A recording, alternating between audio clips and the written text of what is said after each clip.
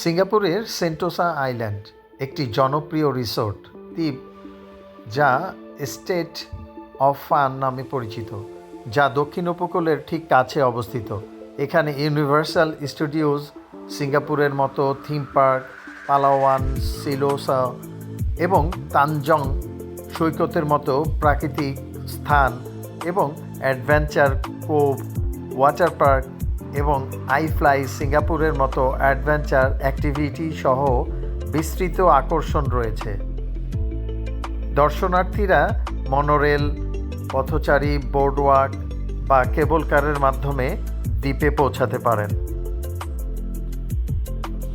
Universal studios Singapore, এসিএ aquarium এবং adventure CoV water park প্রধান আকর্ষণীয় স্থান। সৈকতে আপনি সাঁতার কাটতে পারবেন, পিকনিক করতে পারবেন এবং আরাম করার জন্য 3টি প্রধান সৈকত পালাওয়ান, সিলোসো এবং তানজং উপভোগ করতে পারবেন। আমরা আজকে সেন্টোসা আইল্যান্ডে ভ্রমণ করব, সব ঘুরে ঘুরে দেখব এবং চেষ্টা করব বিচে সাঁতার কাটতে। ঐতিহাসিক সামরিক দুর্গ ফোর্ট সিলোসো অন্বেষণ করতে পারবেন অথবা ফোর্ট সিলোসো স্কাইওয়াক থেকে দৃশ্য উপভোগ করতে পারবেন। অন্যান্য বিকল্পগুলোর মধ্যে রয়েছে স্কাইলাইন লুজ এবং আইফ্লাই সিঙ্গাপুর ইনডোর স্কাই ডাইভিং অভিজ্ঞতা।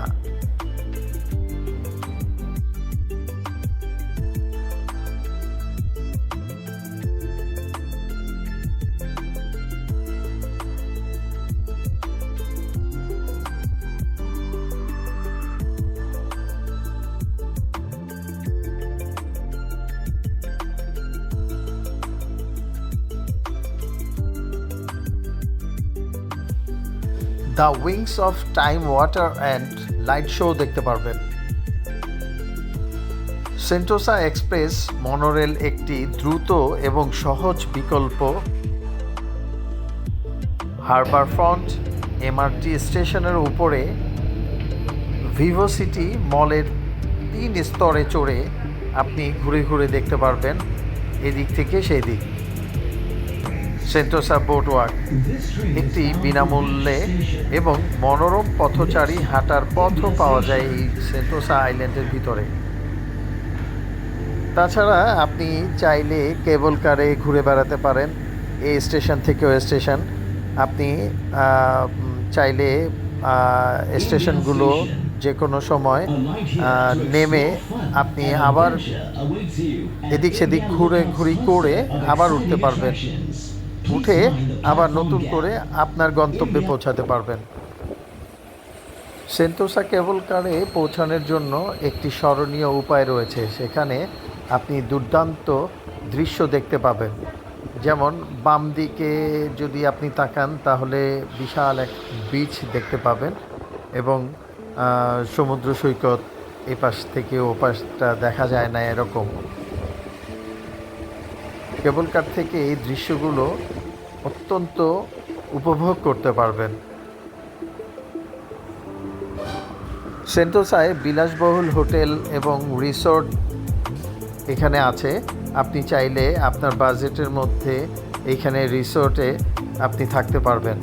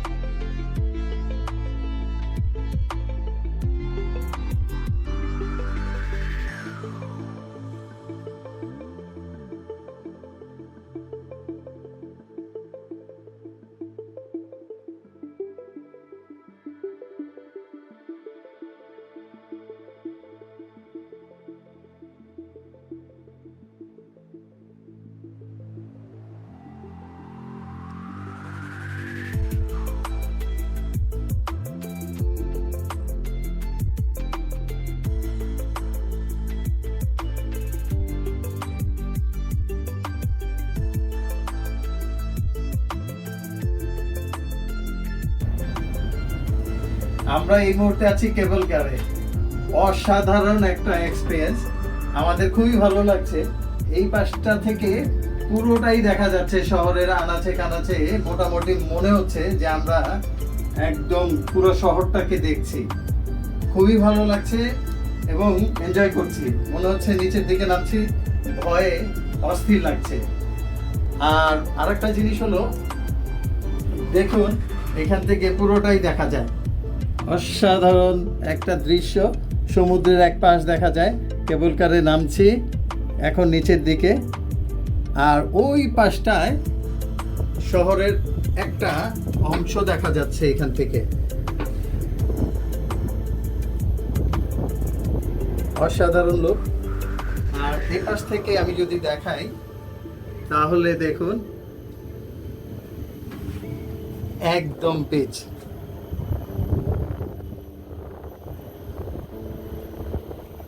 অসাধারণ একটা সিন।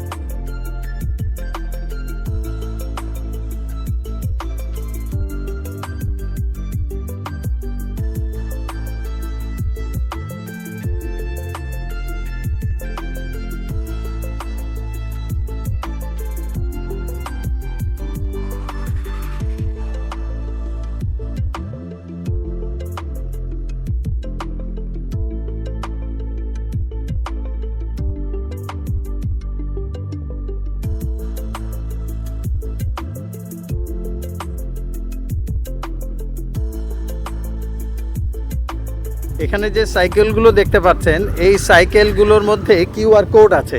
এই কিউআর কোড আপনি স্ক্যান করলে আপনি এই রাইডগুলো নিতে পারবেন। এই দেখুন ওইখানে কিউআর কোডের একটা অংশ দেওয়া আছে। এখানে আপনি স্ক্যান করে এই সাইকেলগুলো নিয়ে আপনি যেখানে ইচ্ছা সেখানে যেতে পারবেন। ওইটা আপনার টাকা থেকে কেটে নিবে, অথবা কার্ড, আলাদা যে কার্ডটা থাকবে আপনার ক্রেডিট কার্ড, মাস্টার কার্ড, ওইখান থেকে সুন্দর করে এগুলো থেকে কেটে কেটে নিয়ে যাবে। তার মানে চমৎকার একটা আইডিয়া।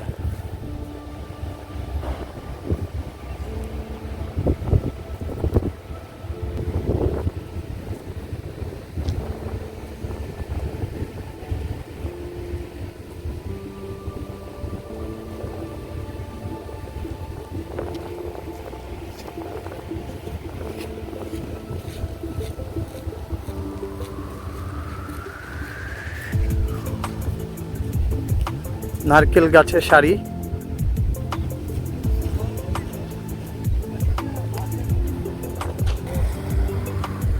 সিঙ্গাপুর দক্ষিণ পূর্ব এশিয়ার একটি দ্বীপ রাষ্ট্র এবং নগর রাজ্য। এর ভূখণ্ডে একটি প্রধান দ্বীপ, ৬৩টি উপগ্রহ দ্বীপ এবং একটি বহুমুখী দ্বীপ রয়েছে। দেশটি মালয় উপদ্বীপের দক্ষিণ প্রান্তে বিষুবরেখার প্রায় ১ ডিগ্রি অক্ষাংশ উত্তরে অবস্থিত। পশ্চিমে মালাক্কা প্রণালী, দক্ষিণে সিঙ্গাপুর প্রণালী এবং ইন্দোনেশিয়া রিয়াও দ্বীপপুঞ্জ, পূর্বে দক্ষিণ চীন সাগর এবং উত্তরে জোহর প্রণালী এবং মালয়েশিয়ার জোহর রাজ্য অবস্থিত। সিঙ্গাপুর ছিল টেমাসেক নামে পরিচিত একটি সামুদ্রিক এম্পোরিয়াম। পরবর্তীকালে এটি ধারাবাহিকভাবে বেশ কয়েকটি থ্যালাসোক্র্যাটিক সাম্রাজ্যের একটি প্রধান উপাদান ছিল। এর সমসাময়িক যুগ শুরু হয় 1819 সালে, যখন স্ট্যামফোর্ড রাফেলস সিঙ্গাপুরকে ব্রিটিশ সাম্রাজ্যের একটি এন্টারপ্রাইজ ট্রেডিং পোস্ট হিসেবে প্রতিষ্ঠা করেন। 1867 সালে সিঙ্গাপুর স্টেটস সেটেলমেন্টের অংশ হিসেবে সরাসরি ব্রিটিশ নিয়ন্ত্রণে আসে। দ্বিতীয় বিশ্বযুদ্ধের সময় 1942 সালে সিঙ্গাপুর জাপানের দখলে আসে এবং 1945 সালে জাপানের আত্মসমর্পণের পর ক্রাউন কলোনি হিসেবে ব্রিটেনে ফিরে আসে। 1959 সালে সিঙ্গাপুর স্বায়ত্তশাসন লাভ করে এবং 1963 সালে মালয়েশিয়া, উত্তর ব্রুনিও এবং সারাওয়াকের পাশাপাশি মালয়েশিয়ার নতুন ফেডারেশন অংশ হয়। আদর্শগত পার্থক্যের কারণে 2 বছর পর সিঙ্গাপুর ফেডারেশন থেকে বহিষ্কৃত হয়। 1965 সালে এটি একটি স্বাধীন সার্বভৌম দেশে পরিণত হয়। প্রাথমিক বছরগুলিতে অস্থিরতার পর এবং প্রাকৃতিক সম্পদের অভাব এবং একটি পশ্চাৎভূমি থাকা সত্ত্বেও জাতিটি দ্রুত বিকশিত হয়ে 4 এশিয়ান বাঘের মধ্যে একটি হয়ে ওঠে। একটি উন্নত দেশ হিসেবে সিঙ্গাপুরের মাথাপিছু জিডিপি বিশ্বের মধ্যে সর্বোচ্চ এবং এশিয়ার একমাত্র দেশ যেখানে সমস্ত প্রধান রেটিং সংস্থা AAA সার্বভৌম ক্রেডিট রেটিং পেয়েছে। কর স্বর্গ হিসেবে চিহ্নিত একটি প্রধান বিমান, আর্থিক এবং সামুদ্রিক জাহাজ চলাচলের কেন্দ্র এবং প্রবাসী এবং বিদেশি কর্মীদের জন্য সবচাইতে ব্যয়বহুল শহরগুলির মধ্যে একটি হিসেবে ধারাবাহিকভাবে স্থান পেয়েছে। সিঙ্গাপুরের অবস্থান গুরুত্বপূর্ণ সামাজিক সূচকগুলিতে উচ্চ, যেমন শিক্ষা, স্বাস্থ্যসেবা, আবাসন, শান্তি, পাসপোর্টের শক্তি, ব্যক্তিগত সুরক্ষা এবং অবকাঠামো। উচ্চ গৃহ মালিকানার হার, সিঙ্গাপুরবাসীরা বিশ্বের দীর্ঘতম আয়ু, ইন্টারনেট সংযোগের গতি, সর্বনিম্ন শিশু মৃত্যুর হার এবং দুর্নীতির সর্বনিম্ন স্তর উপভোগ করে। সিঙ্গাপুর 5টি অঞ্চল, 55টি পরিকল্পনা এলাকা এবং শত শত উপজোনে সংগঠিত। এটি যে কোনো দেশের 3য় সর্বোচ্চ জনসংখ্যার ঘনত্বের অধিকারী, যদিও নগর পরিকল্পনার ফলে এখানে অসংখ্য সবুজ এবং বিনোদনমূলক স্থান রয়েছে। বহু সংস্কৃতির জনসংখ্যা এবং দেশের প্রধান জাতিগত গোষ্ঠীর সাংস্কৃতিক পরিচয়ের স্বীকৃতিস্বরূপ সিঙ্গাপুরের 4টি সরকারি ভাষা রয়েছে: ইংরেজি, মালয়, ম্যান্ডারিন এবং তামিল।